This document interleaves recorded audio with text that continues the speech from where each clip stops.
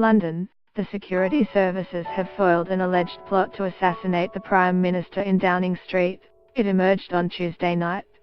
An Islamic extremist planned to use an improvised explosive device to blow up the gates of Downing Street before entering No 10 and making an attempt on Theresa May's life. 2 men have been charged with terror offences and are due to appear in Westminster Magistrates' Court. Details of the alleged terror plot were set out to cabinet members yesterday during a briefing by Andrew Parker, the head of MI5. During the meeting, Mr. Parker revealed that British intelligence had foiled 9 terror plots in the past 12 months. There was no official response to the report, which comes hours after police said they had charged 2 men with terrorist offences. Aymer Zakaria Rahman, 20, and Muhammad Akib Imran, 21, were arrested in raids by counter-terrorism police last week and are due to appear in a London court on Wednesday. The news came as an independent review of British police and intelligence services found the attack on the Ariana Grande concert at Manchester Arena in May could have been stopped. Get the latest news and updates emailed straight to your inbox. By submitting your email, you are agreeing to Fairfax Media's terms and conditions and privacy policy.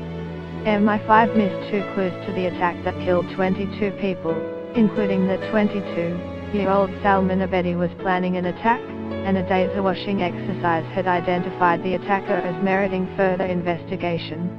MI5 had planned to discuss his case, but the meeting was scheduled for 9 days after the attack took place.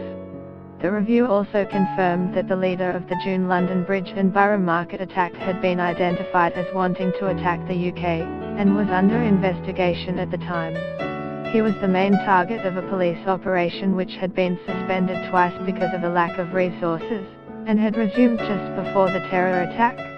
David Anderson, QC, at the request of Home Secretary Amber Rudd, assessed 9 classified internal reviews conducted by MI5 and counter-terrorism policing. He said the fundamentals are sound at the Police Counter-Terror Command and MI5, and in a free society and against a worsening threat background, it is not realistic to expect everything to be stopped.